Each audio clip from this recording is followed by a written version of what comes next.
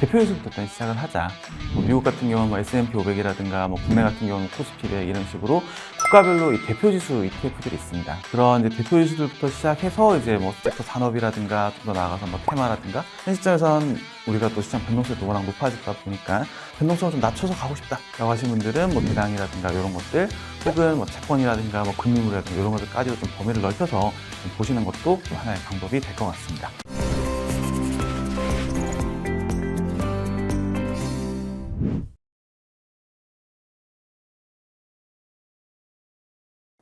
예, 안녕하세요. 자이언트TV 홍순빈입니다. 저희가 한입 ETF라는 코너를 운영하고 있는데요. 간혹 구독자분들께서 ETF는 그럼 대체 뭐냐? 이렇게 좀 기본적인 것들을 많이 여쭤보시는 분들이 있으신데 오늘은 ETF의 기본부터 그리고 ETF가 어떤 종류가 있는지 모든 것들을 좀 알아보기 위해서 미래에셋증권의 윤재홍 연구원님을 모셨습니다. 네, 연구원님 안녕하세요. 안녕하세요. 네, 안녕하세요. 네. 최근에 증시 난이도가 뭐 관세 여파에 따라서 조금 높아졌어요. 난이도가 높아졌는데 그래서 개별 주식보다 좀 ETF 투자에 나서는 분들도 많아지고 있습니다. ETF가 어떤 건지 좀 한번 설명해 주실 수 있으실까요? 네, 우선 ETF 좀 설명을 드릴 때 뭐 사전적인 정의도 물론 있지만 저는 바구니에 좀 비율해서 많이 말씀을 드려요. 쉽게 생각하시면 이 규칙에 따라서 뭐 주식이든 채권이든 이 투자 대상을 모아서 바구니에 담은 다음에 그 바구니를 통째로 사고 파는 상품이다 라고 생각을 해주시면 될 것 같습니다. 네. 우선 그 기초지수라는 이 규칙이 있고요. 규칙에 따라서 뭐 주식이나 채권 같은 것들을 묶은 다음에 일종의 펀드라고 생각하시면 됩니다. 펀드를 만들고 이것을 또 한 가지 중요한 게 주식시장에 상장을 시켜요. 이게 주식시장에 상장을 시켜서 주식처럼 사고 파는 상품이 ETF다 라고 좀 기억을 해주시면 될 것 같습니다. ETF 투자했을 때 그럼 좀 어떤 장점이 있을까요? 네, 우선 ETF가 편입하고 있는 이 여러 가지 자산들을 한꺼번에 좀 투자를 해주다 보니까 네 가지 정도 좀 장점을 정리해 좀 말씀을 드릴 수가 있을 것 같은데 첫 번째가 이 손쉬운 분산 투자입니다. 두 가지 관점을 좀 말씀을 드릴 수가 있는 게 첫 번째가 이제 비용 측면이에요. 우리가 한국의 대표 지수인 이 코스피 200을 우리가 정말 알주식을 묶어서 이제 따라간다라고 하게 되면 굉장히 많은 비용이 들어갑니다. 근데 우리가 ETF를 통해 투자하게 되면 한 3만 원 내외 정도면 코스피 100을 이제 거의 완전하게 따라갈 수가 있다. 이게 첫 번째고요. 또 한 가지 이제 손쉬운 분산 투자 관점에서는 이 운용사들, 이 ETF를 파는 이 주체들이 또 경쟁이 또 굉장히 ETF 시장도 많이 커지다 보니 경쟁도 있다 보니까 굉장히 이제 다양한 상품들을 또 상장을 시켜놓습니다. 예를 들어서 뭐 글로벌 럭셔리 산업이라든가 혹은 뭐 중국 테크 관련된 뭐 기업 ETF들 뭐 이런 식으로 ETF들이 굉장히 많다 보니까 분산 투자가 굉장히 쉽다. 그래서 손쉬운 분산 투자가 가장 핵심적인 장점 중에 하나다라고 좀 말씀드릴 수가 있을 것 같고요. 두 번째는 이제 저렴한 비용이에요. 이제 미국에 상장되어 있는 이 시가 운용자산 상위 100개 ETF들, 이 몸집이 가장 큰 이 100개 ETF들의 평균 운용 보수를 좀 내보면 한 0.14% 정도가 나옵니다. 내가 1억을 투자하게 되면 연간 운용 보수가 한 14만 원 정도 나간다라는 거고, 기존의 펀드가 뭐 1%, 뭐 2% 금액으로 치면 1억을 투자한다고 했을 때는 100만 원, 200만 원 이랑 비교를 해보면 비용 자체가 굉장히 차이가 많이 난다는 거죠. 그래서 또 뭐 미국이라든가 이 글로벌 기관들도 좀 ETF를 통해서 투자를 많이 하고 있다라고 보시면 될 것 같고요. 세 번째는 이제 다양성인데, 이건 제가 좀 잠깐 이따가 좀 구체적으로 말씀드리고, 네 번째는 이제 유동성 측면입니다. 이것도 두 가지인데, 첫 번째가 주식처럼 이제 거래되다 보니까 결제율도 주식이랑 동일하게 적용이 돼요. 그래서 기존에 뭐 펀드 해보신 분들 아시겠지만 굉장히 오래 걸리는데 ETF를 통해서 하시게 되면 주식처럼 이제 금방 하루 이틀 정도면 현금화가 된다라는 거. 그리고 두 번째는 시장 자체가 또 굉장히 좀 많이 빨라졌다 보니까 이 장중 대응하는 게 또 ETF의 장점이 될 것 같습니다. 기존 펀드처럼 뭐 오늘 저녁 기준가로 혹은 뭐 내일 기준가로 뭐 한참 있다 판매가 되고 이런 게 아니라 그냥 장중에 이제 실시간으로 대응을 할 수 있다 보니까 이렇게 이제 내가 빠르게 현금화할 수 있다는 것도 뭐 장점. 이다라고 좀 보시면 될 것 같습니다. 그럼 대표지수 잠깐만 좀 말씀을 드려보면, 대표지수는 이제 국가별로 그 해당 국가를 대표하는 기업들을 묶은 지수가 있어요.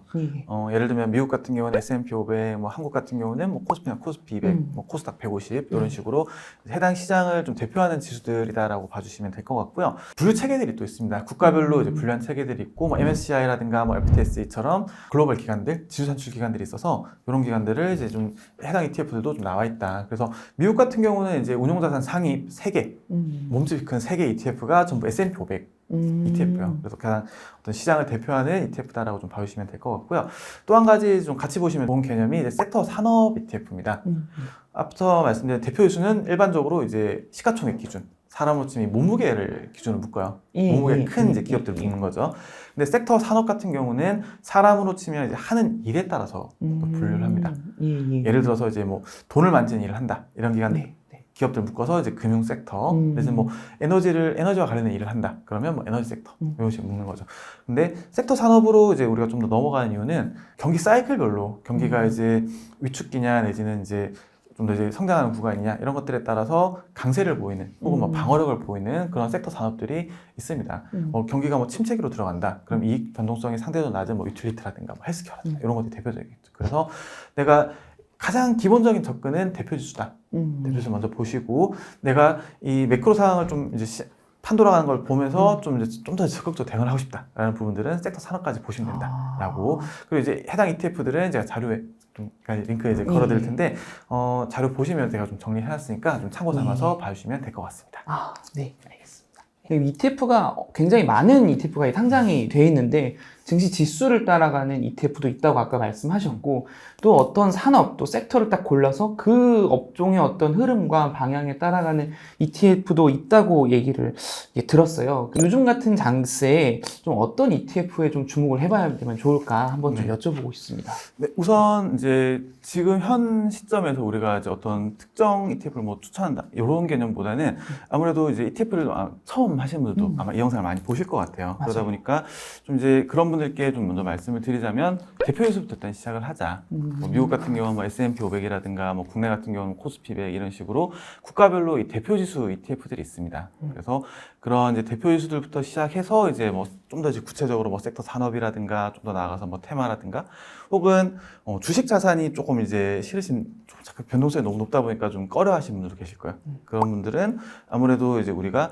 뭐 채권형이라든가 혹은 이제 금리물 ETF들도 있거든요. 뭐 CD 금리를 또 ETF로 상장시켜 놓은 그런 형태를 통해서도 이제 우리가 좀 접근 가능할 것 같다. 그래서 현 시점에선 우리가 또 시장 변동성이 또 워낙 높아졌다 보니까 우리가 현 시점에 좀 변동성을 좀 낮춰서 가고 싶다라고 하신 분들은 뭐 주식형 내에서 뭐 배당이라든가 이런 것들 혹은 뭐 채권이라든가 뭐 금리물이라든가 이런 것들까지도 좀 범위를 넓혀서 좀 보시는 것도 좀 하나의 방법이 될 것 같습니다. 말씀하셨던 지수 따라가는 ETF들이 상당히 좀 국내 투자자들도 굉장히 좀 많이 투자하는 상품 중에 하나인데 또 미국 대표 지수를 따라가는 국내 ETF들도 있어요. 뭐 타이거 미국 S&P 500, 코덱스, 나스닥 100 이런 것들이 있는데 사실 지수를 따라가는 ETF가 굉장히 많은데 국내 상장 ETF 그리고 해외 상장 ETF 이 ETF 사이에는 좀 어떤 차이들이 좀 있나요? 네, 우선 뭐 가격 산정이라든가 그런 것들에 있어서 좀 차이가 있을 수가 있어요. 그리고 두 번째로는 이제 뭐 세금이라든가 이런 부분도 좀 차이가 있고요. 일단 좀 하나하나 좀 차분하게 좀 설명을 좀 드려보면 우선 이제 해외 미국에 뭐 직접 상장된 것들을 좀 살펴보면 일단 우리가 투자하는 과정에서 환전을 일단 해야 되죠. 달러를 일단 환전을 해야 될 거고 이제 미국에 상장되어 있는 ETF를 사게 되는데 그러면 이제 해당 ETF는 이제 달러화로 계산이 되어 있다 보니까 뭐 중간에 이제 국내 상장 뒤에 말씀드리겠지만 뭐 환율이 좀 반영된다는 이런 것들은 없는 거고 내가 가지고 있는 달러에 좀 약간 떨어져서 좀 거래가 된다라고 보시면 될 것 같고요. 세금이 사실 굉장히 좀 중요한 차이점일 것 같아요. 우선 미국 상장 ETF 같은 경우는 매매 차익에 대해서 양도소득세가 부과가 됩니다. 그리고 그 ETF의 배당금, 이제 분배금이 있는데 분배금에 대해서는 이제 배당 소득세가 나가게 돼요. 그리고 국내에 상장되어 있는 그런 해외 지수형 ETF들 같은 경우는 이 매매 차익에 대해서 이제 배당 소득세가 나가게 되고요. 이제 과표 증분이랑 이제 매매 차익을 비교해서 작은 거에 대해서 이제 나가게 되는데 역시나 이제 금융소득 종합과세에 합산이 된다. 그리고 역시나 이제 ETF에서 나오는 분배금에 대해서는 이제 배당 소득세가 부과가 됩니다. 자, 그러면 세율 차이가 일단 좀 있어요. 우리가 양도소득세 같은 경우는 이제 250만 원 기본공제를 해주고 나머지에서 22%가 나가게 되고 이제 국내에 이제 상장되어 있는 ETF들 같은 경우 배당소득세는 이제 15.4%가 나가게 되는데 이제 언뜻 보면 국내 쪽이 이제 세율이 낮으니까 이걸 하면 무조건 일단 이걸 하면 되겠네라고 보실 수가 있는데 조금 차이가 있습니다. 양도소득세는 금융소득 종합과세에 합산이 되지 않아요. 그래서 내가 조금 이제 좀 액수가 크다 내지는 이제 금융소득 종합과세에 좀 관리해야 된다라고 하시는 분들은 이제 해외 쪽을 먼저 좀 보시는 것도 방법이 될 것 같고요. 국내 쪽에서 이제 만약 투자를 하시겠다라고 하시는 분들은 가장 많이 이제 좀 국내에서 많이 하시는 게 그런 연금 계좌들. 연금저축이라든가 뭐 DC 쪽이라든가 퇴직연금이라든가 혹은 뭐 ISA라든가 일단 기본적으로 이 절세 계좌를 먼저 활용하셔서 운용을 하시고 특히나 이제 국내에서 이제 운용을 하실 때 해외 상장 ETF들 매매를 하실 때는 이 손익 통산이 안 됩니다. 앞에서 말씀드렸던 이 해외 직투 같은 경우는 이제 양도소득세에 대해서는 이 손익통산이 돼요. 무슨 말씀이냐면은 가령 제가 A 종목을 매매를 해서 매도를 해서 1,000만 원 수익이 났고 B 종목을 매매해서 마이너스 500만 원 손실이 났습니다. 그러면 양도소득금액 계산할 때는 1,000만 원에 마이너스 500만 원을 더해서 500만 원에 대해서만 과세를 해요. 근데 국내에서 이제 투자하시는 경우에는 이 합쳐주는 걸 안 하기 때문에 내가 좀 이렇게 좀 매매가 좀 잦으시다든가 그럴 경우에는 이제 해외 쪽이 좀 더 선호가 되겠죠. 그러면 국내에서 예를 들어서 뭐 1,000만 원을 수익 봤다. 혹은 그리고 마이너스 500본 종목이 있다. 이렇게 되면은 1,000만 원에 대해서 과세를 매기는 거네요. 그렇죠. 예. 해외 손실 부분에서는 안 해주다 보니까 요거는 좀 이제 신경 써서 좀 봐주시는 것도 방법이 될 것 같습니다. 그리고 하나 더 궁금한 게 있는데 이 ETF 투자할 때 아까 환율을 말씀하셔서 그런데 국내 ETF 같은 경우 ETF 이름이 있고 뒤에 가로치고 H 이렇게 되어 있는 게 있어요. 그건 어떤 건가요? H가 붙은 것들은 이제 환해지형 ETF라고 해서 이 환율 변동을 막아주는 형태라고 보시면 될 것 같아요. 지금 이제 국내에서 이제 미국 지수를 만약에 투자를 하신다. 예를 들면 뭐 S&P 500이다. 라고 하시게 되면 해당 ETF 가격은 두 가지 요인에 의해서 결정이 됩니다. 첫 번째는 이 S&P 500 자체의 변동. 그리고 두 번째는 환율 변동. 쉽게 말 예를 들어서 말씀드리면은 S&P 500이 뭐 5%가 올랐어요. 근데 환율이 만약에 10% 정도 빠졌다. 예. 그러면 지수는 올랐지만 내가 보유하고 있는 ETF는 가격이 떨어질 수도 있다는 거죠. 그렇죠. 네. 그래서 이런 것들이 싫으시다. 예를 들어서 내가 환율이 지금 너무 높은 것 같다. 라고 하시는 분들은 이제 환해지형 ETF를 선택을 하실 수도 있는데 두 가지를 좀 고려를 하셔야 됩니다. 첫 번째는 이제 기본적으로 내가 특정 국가에 대해서 투자를 한다라는 거는 이제 해당 국가가 좋아질 거다라고 전망을 하고 이제 투자를 하는 거잖아요. 그렇죠. 그러다 보니까 어떻게 보면 내가 미국에 대해 투자를 하면서 미국 환율을 해지를 하는 것은 내가 관점이랑 조금 다른 투자를 한다는 거죠. 어떻게 보면 미국에 대해서 투자를 한다는 것은 미국 지수도 좋아지고 이제 환율도 올라갈 것을 보고 이제 투자를 하는 건데 환해지로 이걸 막아버린다라고 하면 조금 이제 차이가 생긴다는 거고 두 번째는 이제 환해지를 하게 되면은 환해지 비용이 또 들어가요. 또 공짜가 없다 보니까 이제 주로 이제 환해지 비용은 양국 간의 이제 기준금리 차이에 따라서 좀 어느 정도 이제 가늠을 할 수가 있어요. 지금 이제 미국이 좀 더 기준금리가 높은 상황이다 보니까 환해지 이제 비용이 들어간다고 보시면 어느 정도 이제 얼추 맞고요. 그러다 보니까 환해지 비용이 들어가요. 예를 들어 뭐 3% 정도 들어간다고 가정을 해볼게요. 그러면 S&P 500이 1년 동안 한 1% 정도 올랐는데 환해지 비용을 감안하면 오히려 이제 국내에 투자하는 환해지 ETF는 가격이 오히려 떨어질 수도 있다라는 거, 요거는 이제 고려를 하시는 게 좋을 것 같습니다. 그래서 기본적으로는 이제 저는 이제 환 노출형을 먼저 좀 말씀을 드리고요. 약간 전략적으로 뭐 환율이 좀 너무 높다라고 판단하실 때는 이제 부분적으로 뭐 환해지 ETF를 넣어서 좀 운용을 하신다라든가 이런 식으로 좀 운용을 하시는 것도 좋은 방법이 될 것 같습니다. 이게 좀 그런 것들도 세세하게 좀 따져보면서 좀 투자에 나서야 그렇죠. 될 것 같은데 ETF 지수를 좀 따라가는 ETF가 있는 반면에 투자자분들께서는 좀 뭐 은퇴를 이제 목전에 두신 분들도 사실 되게 투자를 하시려는 분들인데 그렇죠. 이분들도 좀 ETF를 많이 보는데 이분들 같은 경우는 좀 안정적인 배당 또 안정적인 인컴이 좀 들어오는 그런 ETF들을 선호한다고 들었어요. 그래서 ETF들도 배당형, 인컴형 이런 ETF가 있다고 하는데 좀 어떤 것들이 있나요? 이제 배당이라든가 뭐 인컴 관련해서 거기 이제 초점을 두고 만들어진 ETF들이 또 있습니다. 네. 그런 ETF들 많이 있고요. 지금 국내 투자자분들도 좀 많이 하고 계시다 보니까 좀 자세하게 좀 설명을 드려볼게요. 우선 인컴의 개념에 대해서 먼저 좀 말씀을 드려보면 내가 해당 자산에 투자를 해서 가격이 올라가는 걸 초점을 둔 게 아니라 여기서 이제 규칙적인 수익이 나는 것을 목적으로 한 투자다라고 생각을 해주시면 될 것 같습니다. 네. 정의상. 그래서 우리가 이제 부동산에 좀 비율해서 말씀을 드려보면 우리가 기존에 우리가 하고 있는 일반적인 투자의 경우에는 가격이 어쨌든 올라가야 되는 뭐 예를 들어 갭 투자라든가 그냥 일반적으로 그냥 투자를 하는 그런 개념인 거고 배당이나 인컴 투자 같은 경우는 이제 월세를 받기 위해서 그런 좀 오피스텔이라든가 이런 것들에 투자를 하는 그런 개념이라고 좀 보시면 될 것 같아요. 우리가 배당이라든가 뭐 인컴 투자하는 데서 가장 중요한 거는 어떻게 보면 이 현금 흐름의 안정성.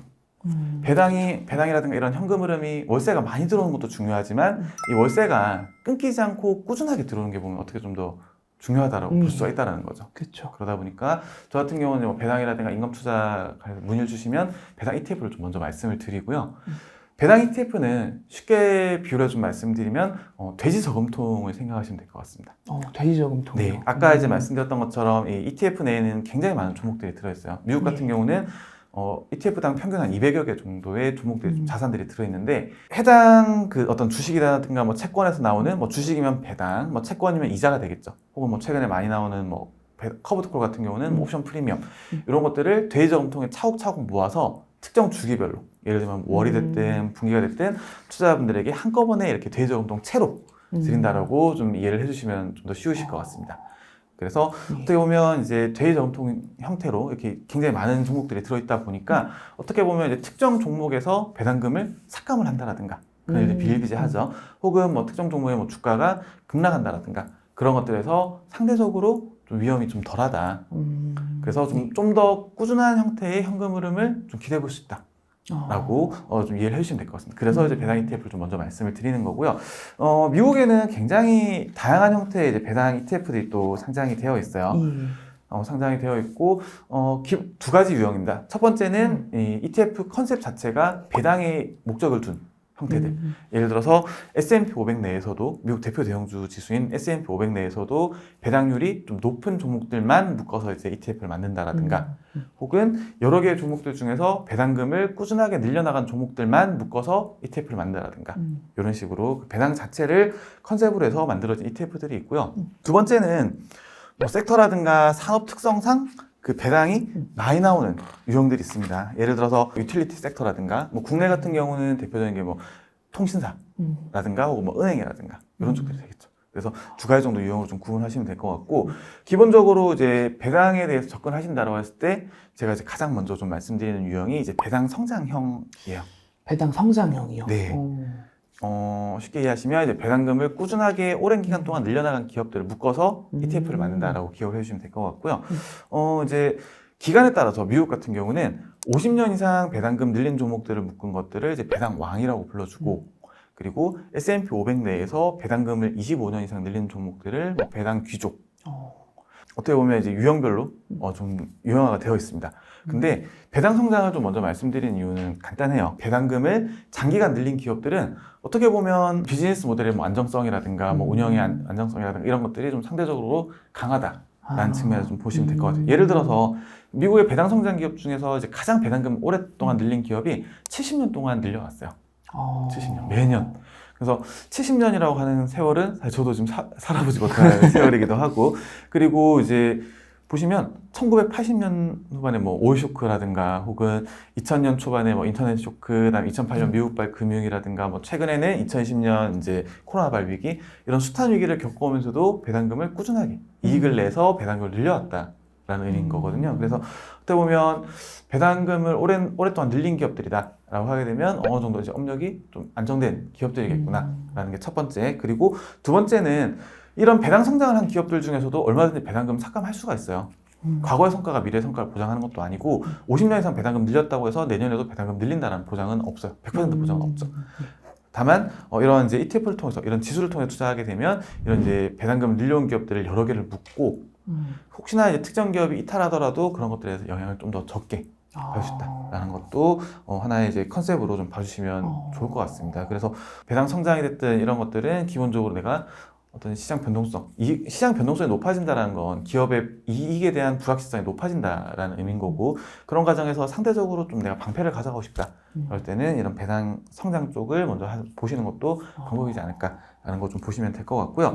지금 이제 국내 쪽 이제 배당 ETF들 좀 트렌드를 좀 말씀을 드리면 기존에 이제 국내 고배당형 위주가 대부분이었어요. 근데 최근 들어서 점점 더 해외에 검증된 배당 지수들 그다음에 국내에서도 특히나 이제 배당 성장 관련된 것들 그리고 이제 또 한 가지 굉장히 뚜렷한 트렌드 중에 하나가 커버드 콜이라든가 이런 것들을 활용해서 수익을 만드는 형태 국내 뭐 해외 가릴 것 없이 그런 형태들이 좀 굉장히 많이 늘어나고 있다. 그래서 지금 뭐 미국의 배당왕 50년 이상 배당금을 늘린 이 배당왕 ETF 같은 경우는 미국에도 없는 것이 한국에 먼저 나오고 그 다음에 또 미국에 나오기도 했어요.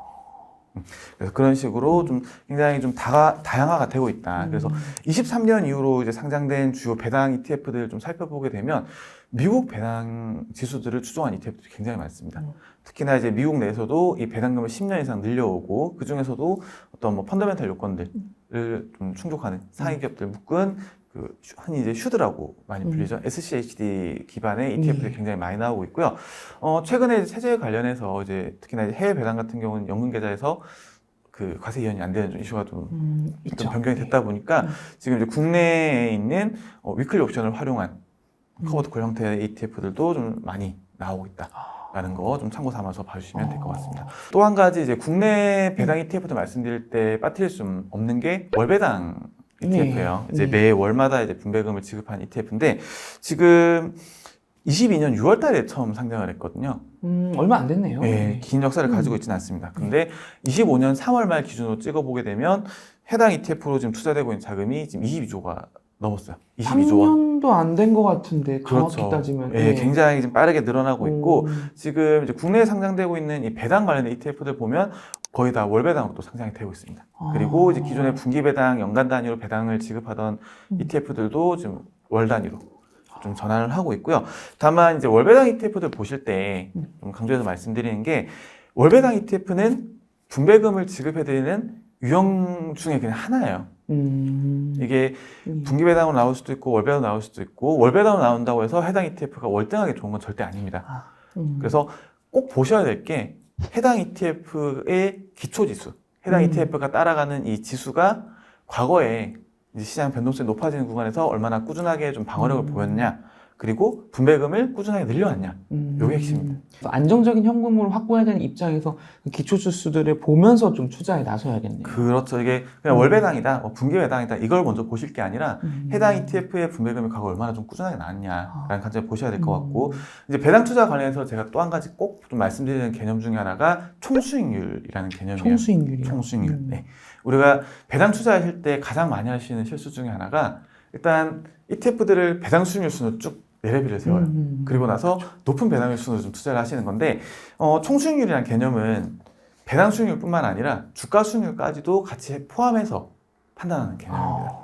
내 계좌가 1억 원인데 배당을 뭐 예를 들어 10%를 받아요. 1,000만 원이 들어왔어요. 근데 주가 측면에서 20% 30% 깨져버리면 내 총 계좌는 플러스가 아닌 거죠. 그렇죠. 그래서 이 총수익률 관점을 꼭 보셔야 되고 그러다 보니까 이제 국내에서도 이런 해외 쪽 배당들이 특히나 이제 미국 쪽이죠. 이제 미국 배당 관련된 ETF들 많이 나온 이유 중에 하나도 어떤 이제 과거의 어떤 변동성 높아지는 구간에서 좀 일정 부분 검증된 것들이다. 그래서 배당 투자 접근하실 때는 이 총수익률 개념을 꼭 기억을 해주셔야 될 것 같고 그리고 두 번째로는 이 배당 기초지수의 안정성 관점, 이 맥락에서 배당 성장 같이 보자. 배당 성장 ETF들이 배당 수익이 당장 높지는 않아요. 그렇죠. 뭐 2%, 3%, 뭐 한 4% 내외 정도인데 지금 현 시점에 좀 낮다고 하더라도 좀 장기간 뭐 주가 상승이라든가 뭐 배당금 성장이라든가 이런 것들을 노리는 형태로 좀 살펴봐 주시면 좋을 것 같습니다.